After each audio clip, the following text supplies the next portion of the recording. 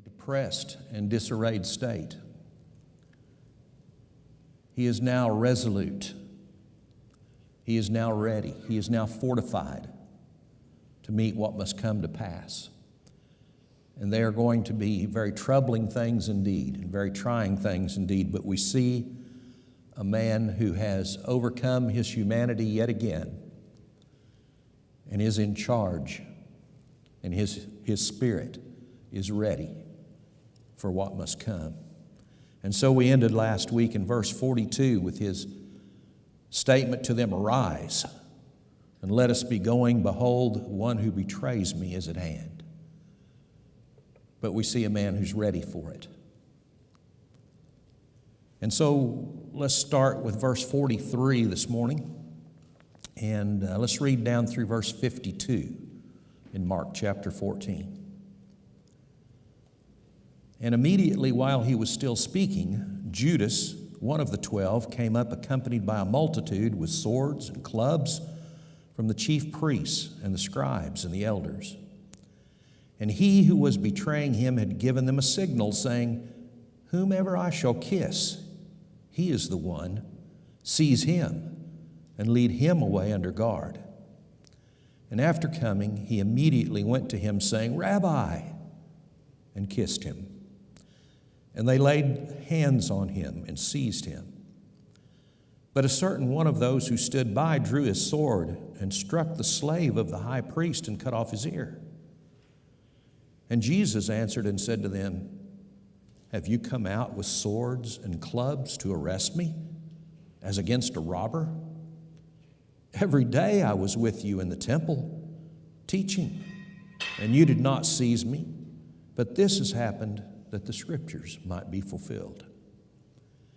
And they all left him and fled. And a certain young man was following him, wearing nothing but a linen sheet over his naked body.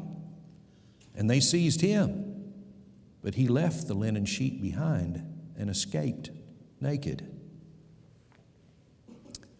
So while Jesus is still speaking to the three apostles that accompanied him to the inner part of the garden, Judas shows up with this multitude that's described. And in modern vernacular, he brought a lot of muscle with him, didn't he? They're armed men. They've got all kinds of weapons with them. So probably this would be a contingent of the temple guard, along with some of the servants of the high priest, a large group, showing how dangerous the chief priests considered Jesus. Remember, Jesus kind of mocks them here, saying, "Well, you could have taken me any day at the temple. I was there. I was very available, teaching to everyone." But they, of course, didn't do it at that time because they were so afraid of the people. The people they feared would have rallied to Jesus and maybe even caused harm to the priests. So they'd been looking for this occasion, and for Judas, who had already come to them and made this deal with them to point out Jesus in the middle of the night. But they hadn't known when it was coming. They were expecting it to be after Passover was over and all the pilgrims who were in Jerusalem to have left town and things had quieted down.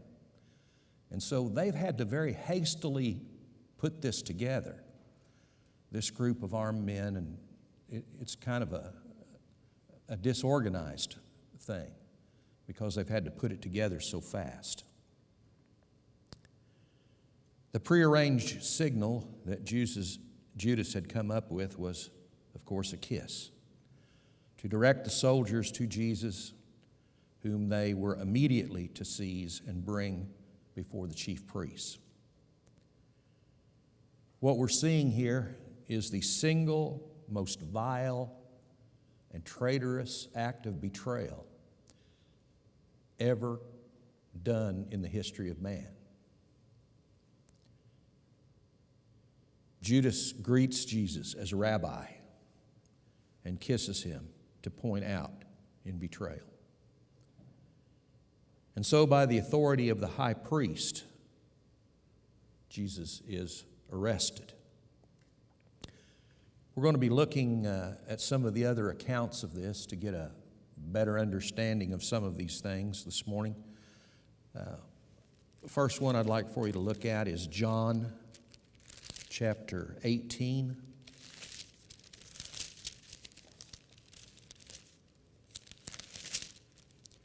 Verses 10 and 11. John 18, 10 and 11. Simon Peter, therefore, having a sword, drew it and struck the high priest's slave and cut off his right ear. And the slave's name was Malchus.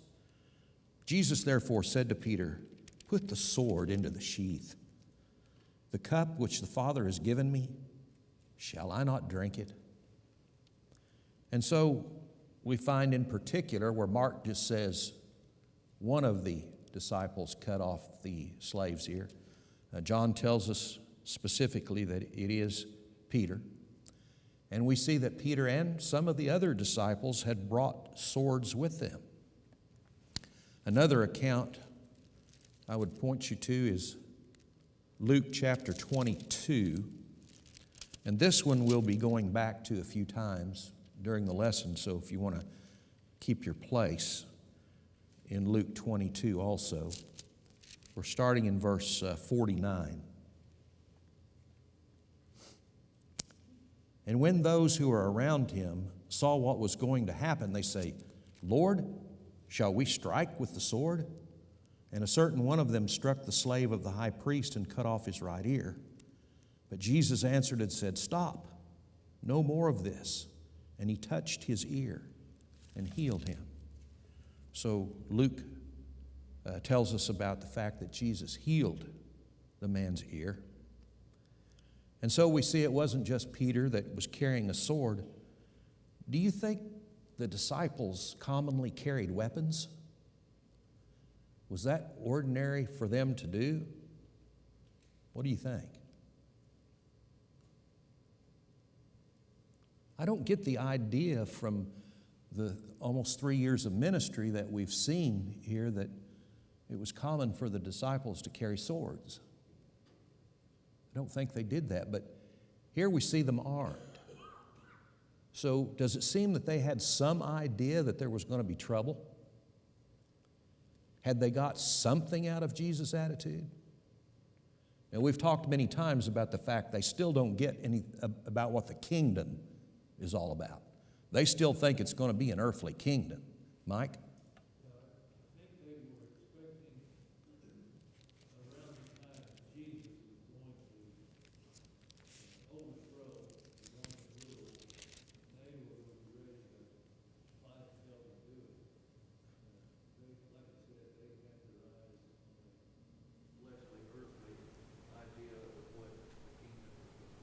Exactly. So they apparently thought there was going to be trouble, and they were going to be prepared for it as much as they could. They seemed to understand that Jesus' life may even be in danger. And they're not going to, if at all possible, they're not going to let that happen because they expect an earthly kingdom to be set up, and they expect to be part of that earthly kingdom.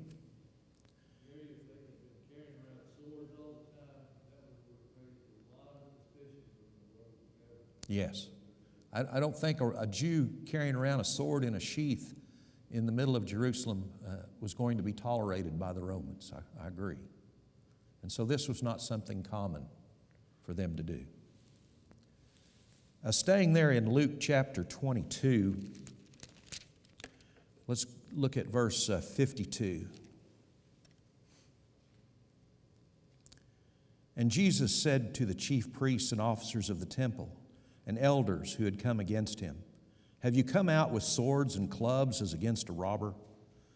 While I was with you daily in the temple, you did not lay hands on me. But this hour and the power of darkness are yours." So here we find out at least some of the chief priests even were there. And the elders, they have accompanied the temple guard. The temple guard is the muscle that's going to do all of the guarding and the taking into custody But some of the chief priests have gone along with them. And it also shows how anxious they are that Jesus' arrest is successful. And they want to make sure that no mistakes are made. This is a very important thing for them to do, as much in secrecy as is possible, with as little commotion as possible. So now they have the dead of night and an overwhelming force in order to accomplish this.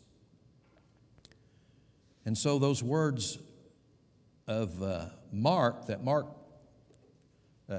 tells about Jesus in verses 48 and 49, I think the Lord's words are directed at those high priests who have accompanied the soldiers. Aaron, Yes. the chief priests, is this something that was ordained under the law that God gave? Yeah, there were really about 20 in the laws that they had built up around themselves. We're going to be, here in just a few verses, we're going to be getting into the Sanhedrin Council. And the Sanhedrin Council was a group of between 70 and 72, depending upon the various things that you read. And it was made up of chief priests, and we find out there are about 24 of those. And then elders, who are the heads of the old tribes of Israel, the chief families of Israel, still traced back to the 12 tribes of Israel. And we find out there's about 24 of those. And so the rest of them are made up of scribes or lawyers, and that would leave 20 to 22 of those is about the makeup. So I get the idea here from what Jesus is saying and from the different accounts that we're reading, that some of that order of chief priests were in this party. And there were about 24 of them altogether. Now that we get a lot of that out of history. These are not things that you'll find back in the Old Testament in the law of Moses, but this is what the Jews' ruling council consisted of at the time of Jesus, this Sanhedrin council. And so Jesus' words back in Mark in verse 49 are really a taunt to these chief priests. He's talking about their cowardice. He's being kind of sarcastic towards them. They've shown up at night. They've shown up with overwhelming force to do those things that they feared to do during the day when the multitudes of the people were around. And Luke, as we read, records that this hour belongs, he says, to the power of darkness, as we read in Luke 22. But Mark is saying that it happens that Scripture might be fulfilled. And Jesus was all about fulfilling Scripture. And all of the Old Testament prophecies that we see about Jesus, they're all fulfilled, every one of them. And if we look in particular here at Psalms chapter 22,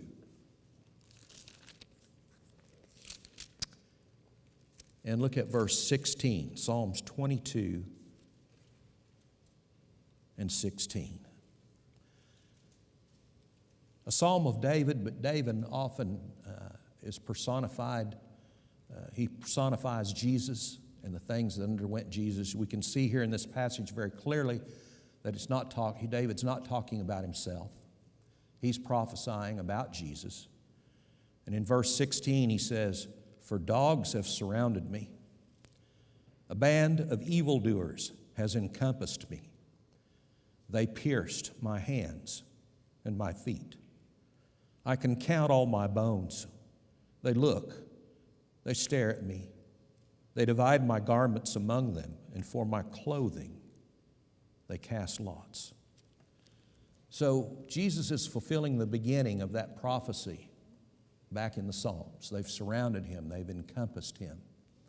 And the rest that is said there are those things which are about to follow and which Jesus will fulfill. Now in verse 50 of Mark 14, who is it who left and fled? And if you didn't know anything about, you'd never heard this story before and didn't know anything about what was going on, maybe Jesus' words caused all this mob to flee. But that's not the case, is it? Who left and fled? It was the disciples. If you read the account in Matthew, Matthew uses the word disciples. He says the disciples fled. Is that a prophecy of Jesus that's now come true? Absolutely. He told them at the Last Supper they were all going to stumble, they were all going to leave him. And here, that prophecy is accomplished. It's brought about. So, why did they flee?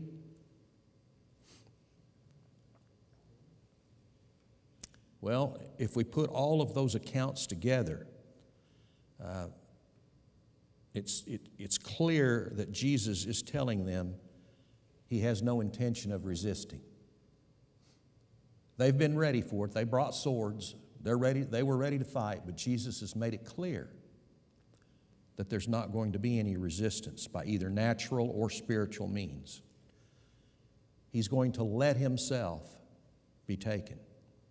So very simply, the other disciples had not yet arrived at the point where they're willing to follow him into captivity of the Jews. They're not ready for that. And so they flee. Probably we see them running in different directions. Remember, this is an area that has some open spaces, such as the garden, but it's a wooded area. And it's late at night, it's very dark, and so they're probably fleeing to the obscurity of the trees and the darkness. And remember, these who had so very pointedly expressed their love for Jesus back at that Last Supper, who along with Peter had all said, "We will never leave you. We will never forsake you. We will always defend you, even unto death." And here they are, fleeing in every direction. So, we do see a couple of them are going to follow from a distance. But what does this point out to us? This fact that they can protest their love at 1 hour and a couple hours later, their resolve is gone and they're fleeing in every direction. Strength and weakness are always amplified under pressure, aren't they? I think we said last week, you really don't know how you're going to react until push comes to shove. There have been a lot who have become heroes that never dreamed they could ever do anything heroic because of the way they responded under pressure. And there have been many others who would voice their bravery and use themselves as an example of fortitude, who when the moment come, cut and run.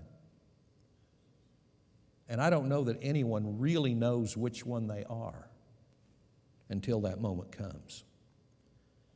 But we have to remember that the faith of the disciples was not yet complete.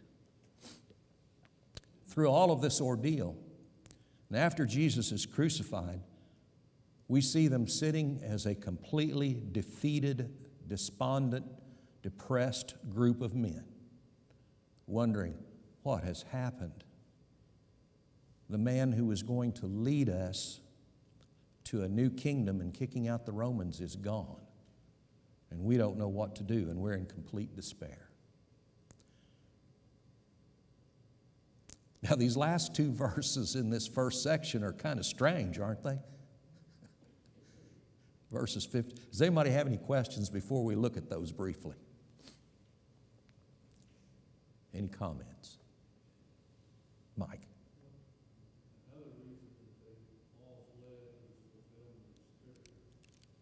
Yes, because Jesus prophesied that they would, and so they were going to. Yeah, that had to happen. You can. Yeah. Anybody else?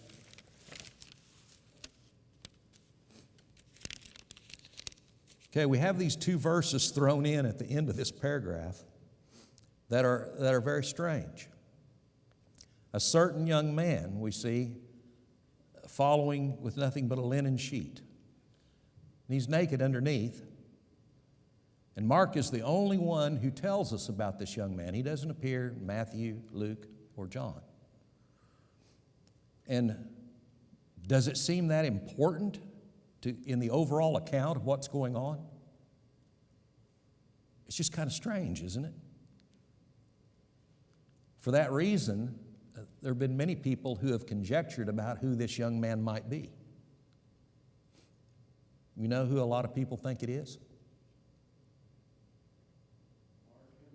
Mark, yeah. That might be the only reason that these two verses would be in here, is because they perhaps refer to Mark. Can't prove that, but it's an interesting idea. I can't think of any other reason that these two verses would be thrown in here unless it is speaking about Mark himself. So, because Mark is the only one that says anything about it, and that it doesn't seem that important in the overall account, that's why some have conjectured this.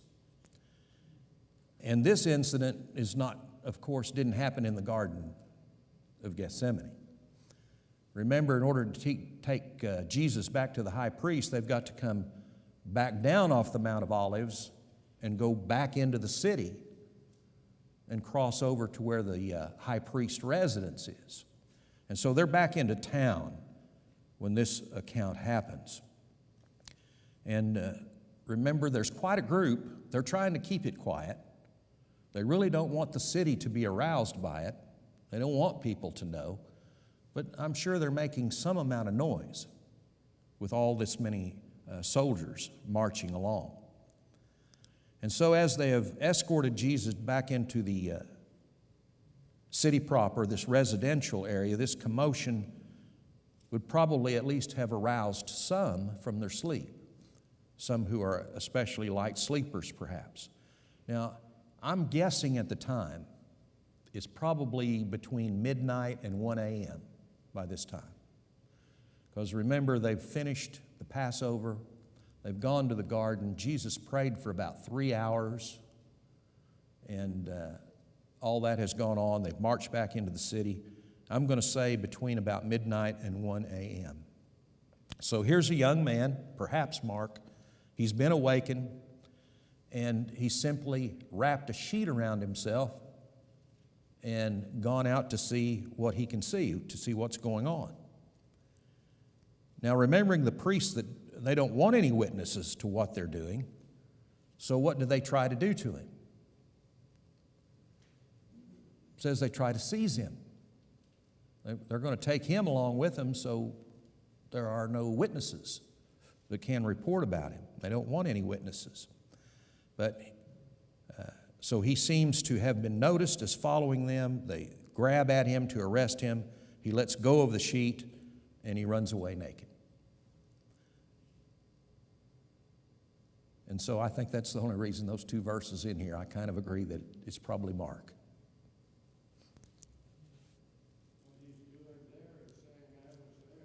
Yeah. Yeah, he's putting his signature on it. He's the only one who says anything about it. It's kind of like in John's account. When you see the accounts about John in what he wrote, he never refers to himself as, this is me, John, doing this. He always says, the disciple. Or at one point he'll say the disciple whom Jesus loved, but he never uses his own name. Yes? I think it's interesting that Luke, the physician, is the only one who mentions Jesus healing the ear. Ah. Good point, Kathy, good point. Luke, the physician, is the only one who talks about the healing. Yes, Glenn. Gary, do you think there's any symbolic meaning to the young man losing his garment and running away naked? I'm just thinking that it's possible that those of us that follow Jesus have to leave everything of any earthly consequence behind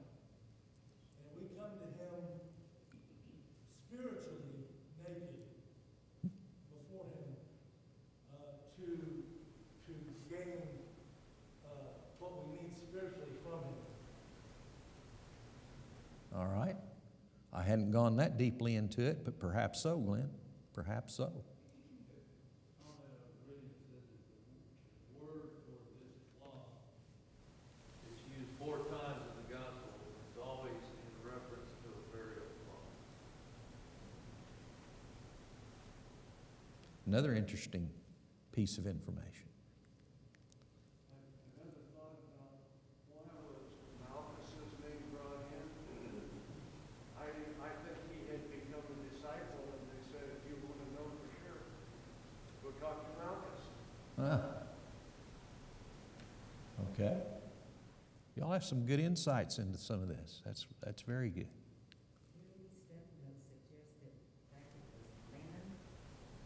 Linen, yeah. Yeah, not everybody would have a linen sheet, would they? Okay. So, could very well be that it was a person of substance, had some wealth. Yeah. All right, very good. Okay, let's continue on. We may not get all the way through this next section because it's pretty lengthy, quite a lengthy paragraph, but let's read it and see what we can do this morning. Beginning in verse 53 of Mark 14. And they led Jesus away to the high priest and all the chief priests, and the elders and the scribes gathered together.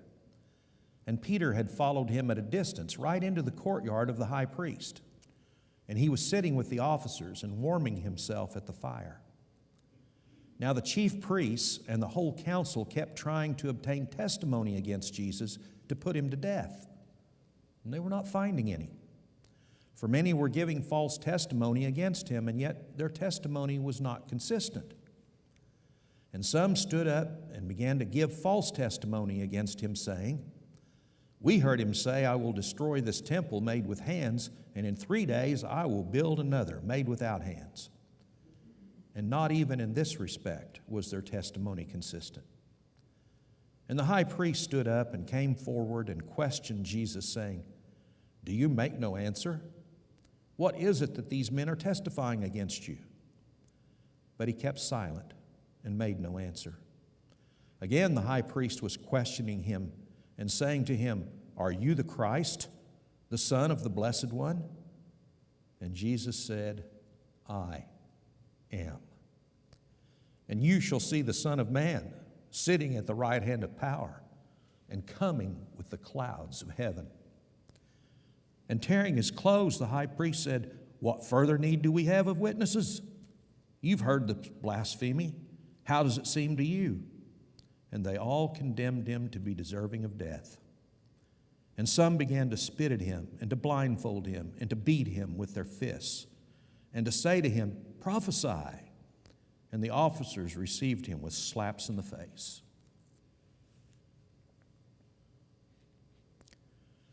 So Jesus is brought to the gathering of the Sanhedrin Council. This is the Jewish high court. This is their largest and most powerful governing body that they have. Pretty extraordinary for them to meet at this time. It's after 1 o'clock in the morning by now. That's not something that they would certainly normally do. But they want to have this trial in the dead of night. They want to have as little publicity as possible. Now, who was the high priest at this time? You remember?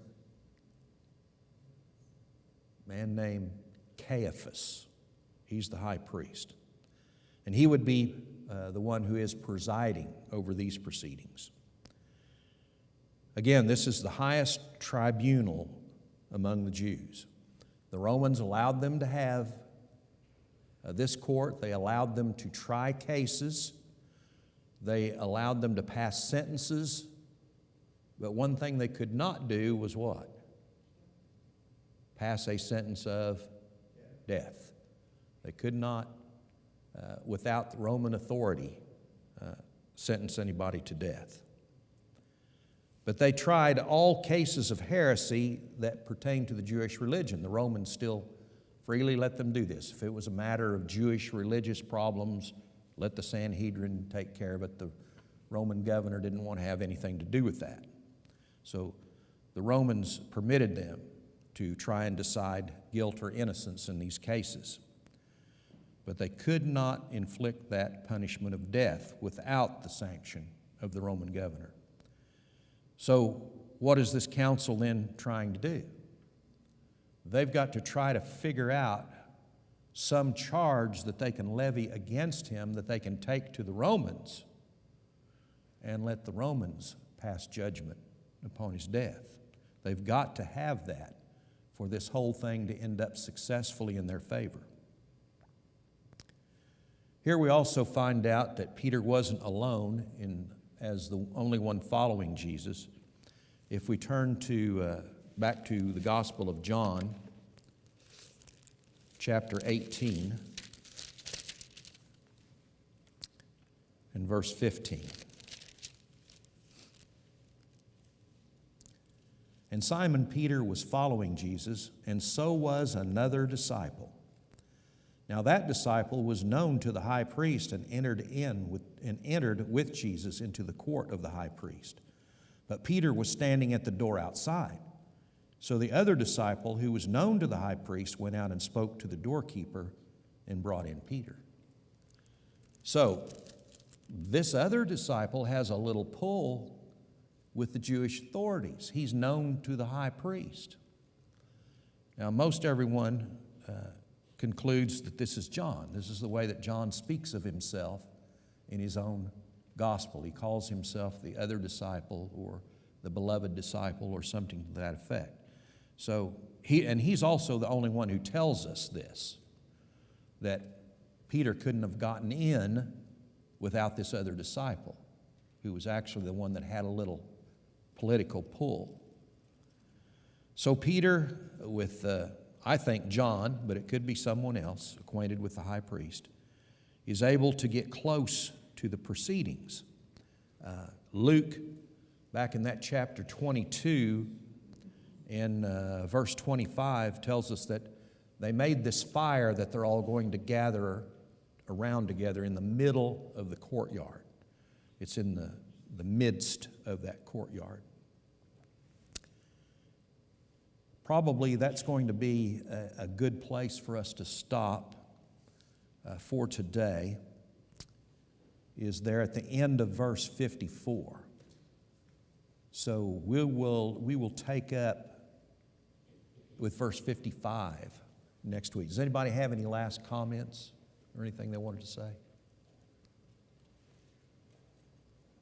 Okay, I certainly appreciate all of you being here and all of you that are watching on YouTube, and look forward to next week.